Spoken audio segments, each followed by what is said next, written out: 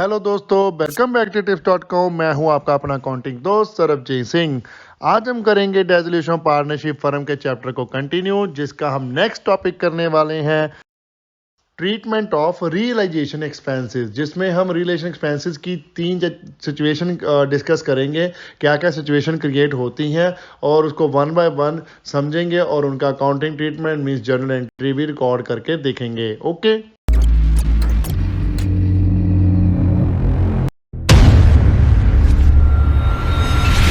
तो चलिए सबसे पहले हम समझ लेते हैं रिलेशन एक्सपेंसेस होते क्या हैं। रिलेशन एक्सपेंसेस वो होते हैं जब भी हम पार्टनरशिप फर्म को डिसॉल्व करते हैं, उसकी जो डिसोल्यूशन करने पर खर्चा होता है, उस खर्चे को हम बोलते हैं रिलेशन एक्सपेंसेस। उसको डिसोल्यूशन एक्सपेंसेस भी बोल सकते हैं। ओके, अब पार्टनरशिप डिसॉल्व कैसे होती है, जो आपको पता ही है। एसेट को रियलाइज करना होता है और लायबिलिटी को सेटल करना होता है। वो एसेट को रियलाइज करने के लिए और लायबिलिटी को सेटल करने के लिए कुछ खर्चा पानी हो जाता है, उस खर्चे को हम रिलेशन एक्सपेंसेस बोलते हैं।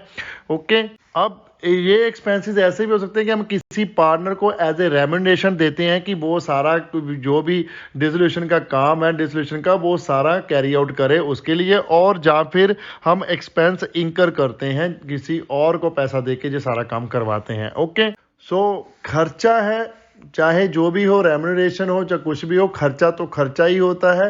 तो खर्चे के अगेंस्ट हम खर्चे को ऑलवेज डेबिट करते हैं, उसके अगेंस्ट हम करेंगे रियलाइजेशन अकाउंट को डेबिट टू कर देंगे कैश अगर हमने पेमेंट की है फर्म ने। अगर पार्टनर पेमेंट कर रहा है, जब पार्टनर एडजस्ट कर रहा है, जब पार्टनर कह रहा है कि मैं पे करूंगा, तो फिर उस कंसर्न पार्टनर का नेम आ जाएगा। बाकी सारी जो भी जनरल एंट्री है वो आगे अलग अलग सिचुएशन होगी, उसके हिसाब से मैं आपको समझाता जाऊंगा। सिंपली अगर तो हम पेमेंट करते हैं तो कैश जाएगा, अगर कंसर्न पार्टनर है तो फिर कंसर्न पार्टनर का अकाउंट वहां पर आ जाएगा। ओके, अब तीन सर्कमस्टांसेस बनते हैं रिलेशन एक्सपेंसेस के। सबसे पहले हमारे पास a partner is paid remuneration and realisation expenses are met by the firm. Partner को रेम्यूनरेशन पे करना है और जो एक्सपेंसेस है वो मेट किए जा रहे हैं फर्म के द्वारा। ओके, दूसरा केस है हमारे पास, a partner is paid remuneration and also agree amount as realisation expense. Partner को रेम्यूनरेशन भी पे किया जा रहा है और उसको एग्रीड अमाउंट भी दिया जा रहा है रिलेशन एक्सपेंसेस का। और तीसरा केस है, partner is paid fixed amount including realisation expenses. उसको एक फिक्स अमाउंट ही दिया जा रहा है रियलाइजेशन एक्सपेंस का अमाउंट डाल के, भी इतने पैसे मिलेंगे, तुम चाहे एसेट रियलाइज करो, चाहे भी क्या भी करना है, सारा कुछ तुमने ही करना है। ओके, अब ये तीनों ही पॉइंट्स को बहुत ही अच्छे तरीके से उनकी जर्नल एंट्री के साथ समझ लेते हैं। चलिए, अब पहली सिचुएशन जो हमारे पास है, partner is paid remuneration and realisation expenses are met by the firm. उसमें क्या है, जो भी रेम्यूनरेशन मींस है कि जो पेमेंट की जाती है, जो भी सर्विस दे रहा है पार्टनर डिसोल्यूट करने के लिए फर्म को, फर्म की डिसॉल्विंग के प्रोसेस को कंप्लीट करने के लिए उसको एक रेम्यूनरेशन दिया जाता है पार्टनर को कि आपको इतने पैसे दिए जाएंगे, बस आप ये प्रोसेस हमारा कंप्लीट कर दो। ओके, बट उस प्रोसेस को कंप्लीट करने के लिए उस पर अगर कोई खर्चा इंकर होता है, कोई भी खर्चा हो रहा है, वो उसको नहीं दिया जा रहा है पार्टनर को, वो फर्म बेयर कर रही है। उस केस में हम इसकी जर्नल एंट्री कैसे डालेंगे वो हम देख लेते हैं। पहली जनरल एंट्री हमारी डल जाएगी for the remuneration to partner. जो हमने पार्टनर को रेम्यूनरेशन देना है उसकी जनरल एंट्री हमारे पास आ जाएगी realisation account debit to concerned partners capital account. Concerned partner की कैपिटल जो क्रेडिट कर देनी है, उसकी कैपिटल को इंक्रीज कर देना है, रियलाइजेशन अकाउंट को डेबिट करना है, क्योंकि है तो हमारा खर्चा ही ना फर्म का, चाहे वो एज ए रेम्यूनरेशन जा रहा है या फिर कोई एक्सपेंस हो रहा है। ओके, और इसकी छोटी सी नरेशन लिख देंगे, being the remuneration credit to partner's capital account. Okay, आगे हमारे पास जनरल एंट्री आ जाएगी for the realisation expenses borne by और paid by the firm. Firm ही बोर्न कर रही है और फर्म ही पे कर रही है एक्सपेंसेस को। तो उस केस में सिंपल सी जनरल एंट्री हमारे पास बन जाएगी realisation account debit to cash और बैंक अकाउंट में जितना भी पैसा फर्म ने पे किया है तो वो उसके कैश अकाउंट से निकल जाएगा। तो नरेशन उसकी आ जाएगी, being the realisation expenses paid by the firm. Next journal entry तब रिकॉर्ड होगी जब होगा for realisation expense borne by the firm but paid by the partner. Firm नहीं पे करेगी, एक्सपेंसेस पार्टनर ही पे कर रहा है, लेकिन बेयर कौन करेगा, फर्म बेयर करेगी। तो उस केस में हम करेंगे realisation account debit to concerned partners capital account. जितने भी वो एक्सपेंसेस पे किए हैं उसकी कैपिटल को क्रेडिट कर देंगे, क्योंकि फर्म के पास अगर कैश नहीं है खर्चे देने के लिए तो वो खर्चे एक पार्टनर अपनी पॉकेट से करेगा और उसकी कैपिटल हम इंक्रीज कर देंगे क्रेडिट करके। ओके, तो उसकी नरेशन आ जाएगी, being the realisation expenses paid by the partner credited to his capital account. Next case हमारे पास आ जाएगा, for the realisation expenses borne by the firm but partly paid by the firm and balance by the partner. मतलब जितना firm के पास cash है वो पे कर देंगे और बाकी का वो पार्टनर को बोल देंगे कि भाई अब कैश तो देना ही पड़ेगा, वो पार्टनर से लेकर दे देंगे। ठीक है, उस केस में क्या होगा, रियलाइजेशन अकाउंट डेबिट तो होगा ही होगा, टू हो जाएगा कैश और बैंक अकाउंट, और to concerned partner capital account. जितना भी कैश पे हुआ है तो वो कैश अकाउंट में आ जाएगा, और जितना बाकी का बैलेंस कंसर्न पार्टनर ने पे किया है तो वो कंसर्न पार्टनर्स कैपिटल अकाउंट में आ जाएगा। और नरेशन आ जाएगी हमारी, being the realisation expenses paid by the partner credited to his capital account.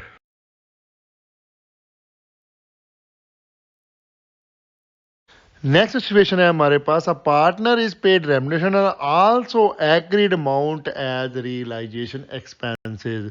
अब इस केस में क्या होता है कि पार्टनर को एक रेम्युनरेशन तो मिलता ही है डिसोल्यूशन की एक्टिविटी रन करने के लिए, उसको कंप्लीट करने के लिए, और साथ ही साथ एक एग्रीड अमाउंट मिल जाता है एक्सपेंसेस करने का।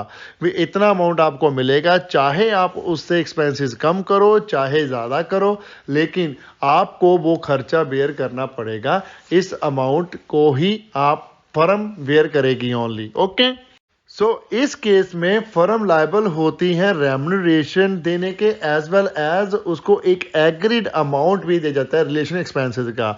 लेकिन जो लास्ट सिचुएशन थी उसमें जो भी एक्सपेंस इंकर होता था, चाहे वो कम हो चाहे वो ज़्यादा, वो फर्म ही बेयर करती थी। ठीक है, इसमें क्या करेंगे, एक्सपेंस चाहे ज़्यादा हो चाहे कम हो वो पार्टनर ही बेयर करेगा, कंसर्न जिसको रेम्युनरेशन और एग्रीड अमाउंट ऑफ एक्सपेंसेस मिल रहा है। ओके, तो इस केस में जनरल एंट्री हमारी क्या पास हो जाएगी, इस केस में हम जनरल एंट्री सिंपल एक पास कर देंगे, क्या, realisation account debit to concerned partner capital account, और उसमें दोनों ही अमाउंट ऐड करके हम डाल देंगे। मींस चाहे वो रेम्युनरेशन हो चाहे रिलेशन एक्सपेंसेस का एग्रीड अमाउंट हो, दोनों को प्लस करेंगे और एक ही जनरल एंट्री डाल देंगे, और उसकी छोटी सी नरेशन भी लिख देंगे साथ में, being the remuneration and realisation expenses payable to partner. अब इस केस में भी क्या होता है, खर्चा बेयर तो पार्टनर ने करना है, लेकिन पेमेंट फर्म भी कर सकती है। जैसे लास्ट केस में खर्चा फर्म ने बेयर करना था लेकिन पेमेंट पार्टनर भी कर सकते थे, ऐसे ही यहाँ भी सिचुएशन हो जाती है। अगर कोई भी खर्चा फर्म पे करती है on behalf of a concerned partner, तो उसकी भी एक जनरल एंट्री बुक्स में रिकॉर्ड हो जाएगी। उसकी जनरल एंट्री हमारी बन जाएगी, concerned partners capital account debit to cash और बैंक अकाउंट। अब रियलाइजेशन में नहीं डाल रहे क्योंकि ये हमारा खर्चा नहीं है, फर्म का खर्चा नहीं है, पार्टनर का खर्चा है, तो पार्टनर के कैपिटल को हम डेबिट कर देंगे, उसकी कैपिटल से कम कर लेंगे और कैश बिजनेस का यूज कर लेंगे। ओके, और जब जो रियलाइजेशन एक्सपेंसेस पेड किए जाते हैं बाय द पार्टनर, जिसको एग्रीड अमाउंट ऑलरेडी पहले ही गिवन है, तो उस केस में फर्म की बुक्स में कोई भी जनरल एंट्री रिकॉर्ड नहीं होगी, क्योंकि पार्टनर को एग्रीड अमाउंट ऑलरेडी दे चुके हैं हम, तो वो एक्सपेंसेस वेयर करे चाहे वो ज़्यादा करे कम करे, हमें कुछ भी उससे लेना देना नहीं है, तो कोई भी जनरल एंट्री उसकी रिकॉर्ड नहीं करेंगे। ओके, सो नेक्स्ट सिचुएशन है हमारे पास जिसमें partner is paid fixed amount that include realisation expenses. जो लास्ट केस था उसमें एक रेम्युनरेशन के साथ हम एग्रीड अमाउंट ऑफ एक्सपेंसेस देते थे। अब इस केस में क्या है, हम एक ही अमाउंट देंगे फिक्स्ड, उसमें कुछ नहीं बताएंगे रेम्युनरेशन कितना है या एक्सपेंसेस कितने हैं, अमाउंट एग्रीड। आप सिंपल एक अमाउंट एग्रीड जो हो जाएगा वो पार्टनर को पे किया जाएगा, वो उसमें ही उसने एक्सपेंस भी अपने पे करने और रेम्युनरेशन भी अपना एडजस्ट करना है। ओके, सो इसकी जनरल एंट्री भी सेम ही रहेगी। जब हम अमाउंट पेबल की जनरल एंट्री रिकॉर्ड करेंगे जैसे हमने लास्ट केस में किया था वैसे ही इसमें भी होगा। Realisation account debit to concerned partner capital account, जितना भी उसको अमाउंट दिया है वो जो भी एग्रीड अमाउंट हो सकता है, टोटल अमाउंट जो भी एक देना है उसकी जनरल एंट्री हम रिकॉर्ड कर देंगे और नरेशन लिख देंगे being the amount including realisation expenses payable to partner credit to his capital account. और इस केस में भी अगर एक्सपेंसेस फर्म पे करते हैं, मींस एक्सपेंसेस को पे करने के लिए फर्म का कैश यूटिलाइज किया जाता है, तो उसकी भी एंट्री सेम ही रहेगी। Concerned partners capital account to cash और बैंक अकाउंट, और उसकी नरेशन आ जाएगी the realisation expenses paid on behalf of partners. तो चलिए फटाफट से इसकी भी एक इलस्ट्रेशन कर लेते हैं। इलस्ट्रेशन नंबर 8 टीएस गरेवाल की बुक में से हम करेंगे। पास necessary general entries on the dissolution of partnership firm in following cases. हमारे पास 6 केस नंबर ऑफ केसेस दिए हुए हैं जिसको हम 1 बाय 1 रीड करेंगे और उसकी जनरल एंट्री का ट्रीटमेंट करके आपको समझाएंगे। पहला केस है हमारे पास L. A partner was appointed to look after the dissolution process for which he was given remuneration of 10,000। और पहले केस में ओनली रेमुनेशन दिया जा रहा है पार्टनर एल को। तो सिंपल सी बात है, इसकी जनरल एंट्री सिंपल हो जाएगी। हमारा खर्चा हो रहा है तो डेबिट हम कर देंगे रिलेशन अकाउंट को, पेमेंट हम कर नहीं रहे हैं तो क्रेडिट कर देंगे कैपिटल अकाउंट को कंसर्न पार्टनर की, क्योंकि हम उसको क्रेडिट दे देंगे, कैश नहीं देंगे। कैश तो नेचुरली देंगे एंड में। सो फटाफट से जनरल का फॉर्मेट ड्रॉ कर लीजिए और डेट कॉलम में पहले लिख दिए नंबर 1 ट्रीटमेंट, तो उसके पर्टिकुलर में आ जाएगा हमारा realisation account debit to L's capital account 10,000 debit और क्रेडिट कॉलम में भी नरेशन आ जाएगी being the remuneration provided to L. Next case है हमारे पास dissolution expenses 8,000 were paid by the partner M. अब डिसोल्यूशन के एक्सपेंसेस हैं, पे लेकिन कौन कर रहा है? एम कर रहा है। जो भी कंसर्न पार्टनर पे कर रहा है उसको हम क्रेडिट दे देंगे, खर्चा तो हमारा है ही तो रिलेशन कौन को डेबिट कर देंगे। सेकंड केस की जनरल एंट्री हमारी बन जाएगी realisation account debit to M's capital account. कितना है? 8,000। तो रिलेशन अकाउंट के सामने डेबिट कॉलम में आ जाएगा 8,000 और एम्स कैपिटल अकाउंट के सामने क्रेडिट कॉलम में आ जाएगा 8,000। नरेशन आ जाएगी being the dissolution expenses payable by to M. Next case है हमारे पास डिसोल्यूशन एक्सपेंसेस वर 5,000। इसमें कुछ भी नहीं बताया कि पार्टनर ने दिए कि फर्म ने दिए, तो हमने जो इस केस में हम एज्यूम करेंगे कि ये फर्म ने ही पे किए हुए हैं, क्योंकि हमें स्पेसिफिक पार्टनर बताया ही नहीं है किसने पे किए हुए हैं, तो हम कंसर्न पार्टनर किसी का भी अकाउंट नहीं डाल सकते ऐसे भी, इसलिए हम इसको कैश पेमेंट ही मान लेंगे। तो इसकी जनरल एंट्री हम रिकॉर्ड कर देंगे realisation account debit to cash account, या फिर लिख सकते हैं बैंक अकाउंट। ओके, तो रिलेशन अकाउंट के सामने भी डेबिट कॉलम में देगा 5,000 और बैंक अकाउंट के सामने क्रेडिट कॉलम में देगा 5,000। नरेशन आ जाएगी being the realisation expenses paid. Next है हमारे पास P. A partner was appointed to look after the process of realisation expenses dissolution for which he was allowed to remuneration of 7,000 and P agreed to bear the dissolution expenses. Actual dissolution expenses by 4,000 were paid by the P. Okay. अब इस case में क्या है, P को हमने agreed किया हुआ है कि उसने एक्सपेंस भी पे करने हैं और रेमुनरेशन भी उसको हम दे रहे हैं 7,000, इंक्लूडिंग उसके जो भी खर्चे होंगे वो ही वेयर करेगा। तो इस केस में जो भी डिस्ट्रीब्यूशन के एक्सपेंसेस होंगे उसका हम बुक्स में कोई रिकॉर्ड नहीं रखेंगे, क्योंकि वो पी पे कर रहा है, तो पी ही पे कर रहा है, पी ही वेयर करेगा, तो उसको हम फर्म की बुक्स में रिकॉर्ड नहीं करेंगे। अगर फर्म ने पे किए हुए हैं लेकिन वेयर पी करेगा तो हम बुक्स में रिकॉर्ड करेंगे, उसमें हम फर्म का कैश यूटिलाइज करेंगे, जो भी हमने ट्रीटमेंट पिछले समझा वो करेंगे, वो भी केस आपको आ जाएगा। इसका सिंपल से एक जनरल एंट्री रिकॉर्ड करेंगे जो हम जिसने हमने क्रेडिट देना है पी को, जो भी रेम्यूनरेशन और एक्सपेंसेस इंक्लूडेड अमाउंट का। तो जर्नल एंट्री इस केस में हमारे पास बन जाएगी realisation account debit to P's capital account, क्योंकि पी को हमने क्रेडिट दे देना है। जब भी पेमेंट करनी होगी नेट कैपिटल का जो भी अमाउंट निकल के आएगा तब हम पे करेंगे। अब जो भी खर्चा पानी है वो सारा पी ने बेयर करना है, तो हमने पी को नेट अमाउंट दे दिया है, एक एग्रीड अमाउंट जो इंक्लूडेड है एक्सपेंसेस का पेमेंट भी जिसमें। ओके, तो इस जर्नल एंट्री में रिलेशन अकाउंट के सामने डेबिट कॉलम में देगा 7,000 और पीज कैपिटल अकाउंट के सामने क्रेडिट कॉलम में देगा 7,000, और इसकी नरेशन हम लिख देंगे being the remuneration allowed to P and dissolution expenses paid by him, वो नहीं पे करने, असं नहीं करने। ओके, नेक्स्ट केस है हमारे पास fifth, N a partner was appointed to look after the process of dissolution for which he was allowed a remuneration of 9,000 and agree to bear the dissolution expenses, actual dissolution expenses 4,000 paid by the firm. Exact है ऊपर वाला case, just जो last में 2-3 word है उससे सारे का सारा केस चेंज हो गया। लास्ट में उस जो लास्ट केस था हमारे पास 4th नंबर, उसमें लास्ट में लिखा हुआ था पेड बाय पी, जिसको हमने पेमेंट की थी उसी को ही उसने ही पे किए हैं, लेकिन इस केस में लिखा हुआ है पेड बाय फर्म, तो इसकी जनरल एंट्री हम रिकॉर्ड करेंगे, पिछले वाले की हमने नहीं की थी। ओके, तो जो उसको रेम्यूनरेशन दिया हुआ है इंक्लूडिंग एक्सपेंसेस का, वो उसकी तो एंट्री सेम ही डाल देंगे जैसे हमने पी के ट्रीटमेंट में डाली थी, वैसे ही एन का डाल देंगे। तो लिखिए realisation account debit to N से कैपिटल अकाउंट, फुल अमाउंट जितना भी हमने पे करने का एग्रीड किया है वो है 9,000 और नरेशन आ जाएगी बीइंग द रेम्यूनरेशन पे टू एन या फिर प्रोवाइडेड टू एन। ओके, लेकिन जब जो खर्चे हुए हैं 4,000 वो उसको पे करने के लिए एन ने कैश यूज कर लिया है फर्म का, तो फर्म का कैश यूटिलाइज हो रहा है, तो कैश कम हो रहा है, तो उसको हम क्रेडिट करेंगे और डेबिट करेंगे कंसर्न पार्टनर मींस एन की कैपिटल अकाउंट को। तो जनरल एंट्री क्या बन जाएगी, N capital account debit to cash account, कितना आ गया वो 4,000 ईच। ओके, दोनों में ही आ जाएगा 4,000। तो इसकी नरेशन क्या आ जाएगी, being the dissolution expenses paid by the firm on behalf of N. Okay, so last case है हमारे पास 6th, Q a partner was appointed to look after the process of dissolution for which he was allowed to remuneration of 18,000। Q agreed to take over stock worth rupees 18,000 as his remuneration.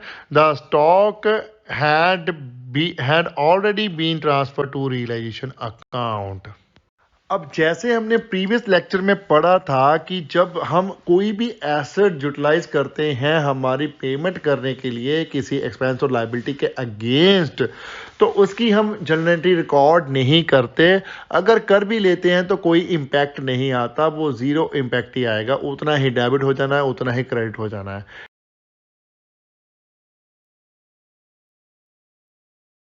इसलिए हम इसकी general entry record करते ही नहीं हैं। तो आप simply ये भी लिख सकते हो, no general entry recorded because neither for remuneration for dissolution और nor for stock taken over.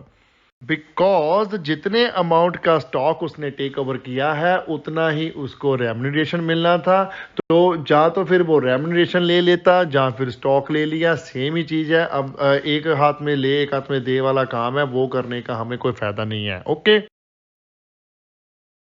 लेकिन आपने अगर दोनों ही जर्नल एंट्री रिकॉर्ड करनी है तो वो तो सिंपल ही है। सबसे पहली जर्नल एंट्री हम रिकॉर्ड कर लेंगे realisation account debit to Q's capital account, जिसमें हम उसको क्या करेंगे, जो रेम्यूनरेशन है उसको अलाउड किया वो उसको क्रेडिट कर देंगे, उसकी कैपिटल मींस उसकी कैपिटल इंक्रीज हो जाएगी 18,000 से, और नरेशन आ जाएगी being the remuneration allowed to Q. और दूसरी जनरल एंट्री हम रिकॉर्ड कर देंगे Q's capital account debit to realisation account. इसमें क्या हो गया, उसने स्टॉक टेक ओवर कर लिया तो उसकी कैपिटल हम क्रेडिट कर दें डेबिट कर देंगे। ओके, तो नरेशन आ जाएगी being the stock taken over by the Q as remuneration. अब आप कर सकते हो रिकॉर्ड, आप देख सकते हो क्यू एक बार डेबिट हो रहा है और एक बार क्रेडिट हो रहा है, दोनों साथ कट गया आपस में, और रिलेशन भी डेबिट हो रहा है क्रेडिट हो रहा है। रिलेशन की डेबिट साइड भी 18,000 आ जाएगा, क्रेडिट साइड भी 18,000 आ जाएगा। आप लिखना चाहते हो तो लिख सकते हो, लेकिन अगर ऐसा कोई केस आता है तो आप सिंपली लिख सकते हो don't need to post journal entry because कोई भी इफेक्ट नहीं आ रहा है हमारे रिलेशन अकाउंट के ऊपर। तो चलिए आज का टॉपिक यही खत्म हो गया। आज नेक्स्ट लेक्चर में अब कल हम पढ़ेंगे फॉर क्लोजिंग रियलाइजेशन अकाउंट का ट्रीटमेंट, कैसे रिलेशन अकाउंट को क्लोज करना है, और रिलेशन अकाउंट का फॉर्मेट, और रिलेशन अकाउंट को प्रिपेयर करेंगे विद एक इलस्ट्रेशन। ओके, अगर कोई डाउट है तो एज यूजल मेरा जो लाइन है मैं आपको बोलूँगा कि प्लीज़ कमेंट कीजिए, हमारे यूट्यूब पर कमेंट कीजिए, इंस्टाग्राम पर हमें डीएम कीजिए, फेसबुक पर हमें मैसेंजर पर मैसेज कीजिए, या फिर हमें मेल कीजिए अपने क्वेश्चन, हम उसका रिप्लाई ज़रूर करेंगे। ठीक है, वीडियो को लाइक करना मत भूलिएगा, कमेंट कीजिए और शेयर करें अपने फ्रेंड्स एंड रिलेटिव के साथ जितना ज़्यादा हो सकता है। चैनल को सब्सक्राइब करना मत भूलिएगा, बेल आइकन को प्रेस करें ताकि आपको लेटेस्ट वीडियो की नोटिफिकेशन मिल सके। Thanks for watching, bye bye, good morning, good afternoon, good evening, good night, जब भी आप वीडियो को देख रहे हो। सत श्री अकाल।